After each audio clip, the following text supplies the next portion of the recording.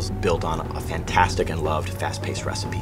It's got the fantastic multiplayer gameplay that our fans expect, a rich new universe, a solo campaign, and a phenomenally exciting new mechanic in the game called Build and Battle, a system that allows players to build structures dynamically on the fly and make the battlefield play the way they want to play at that time.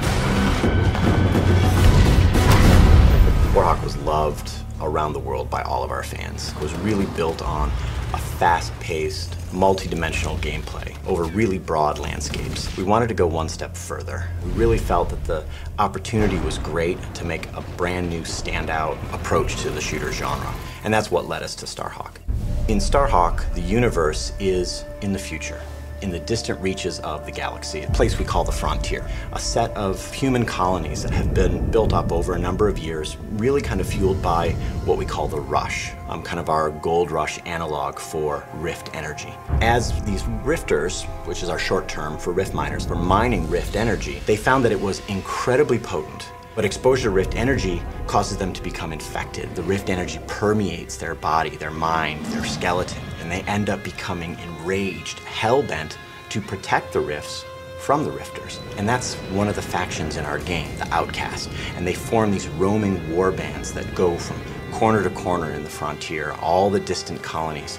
And really, that's at the heart of the conflict in our game.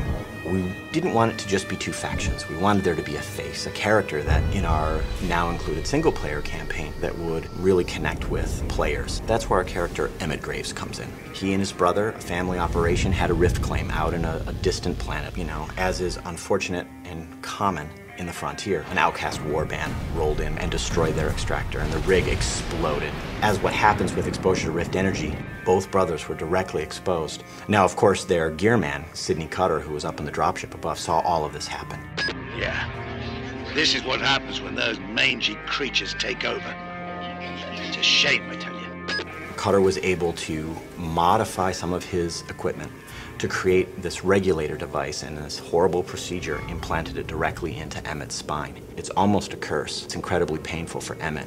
And now he bears the mark, the brand of an outcast warrior. And he became outcast himself. And so Emmett ended up being a hired gun, like a gunslinger, protecting claims, going to colonies that were being attacked by outcast warbands. Anybody that comes out here has a plan or a problem.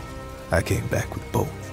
And so Emmett and Cutter take their rift salvaging operation to protect White Sands, a small colony on the distant moon of Dust, from an outcast warband. And so that's the start of the game. Emmett was the hero that they needed, but they didn't want.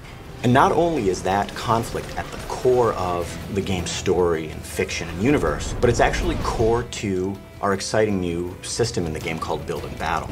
We decided to say, all right, what if the battlefield was just the landscape? A beautifully rendered canvas onto which the player could customize in a fast, violent, brutal way that matches the gameplay that they expected from Warhawk. And that's what Build and Battle is.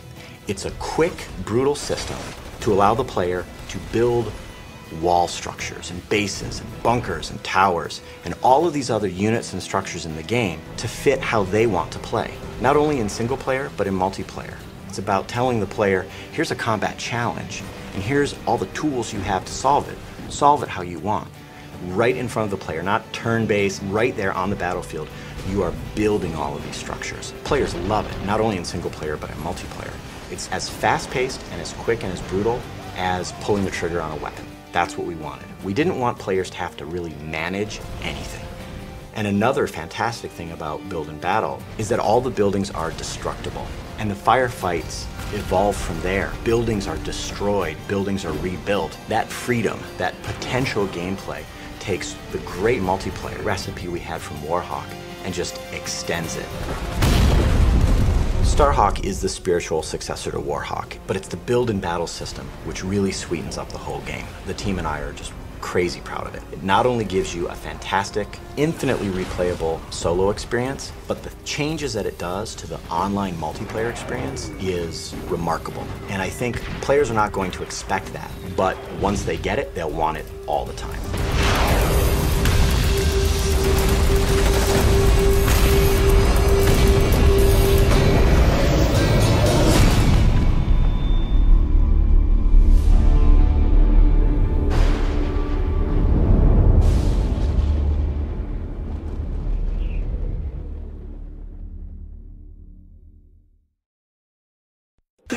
passion.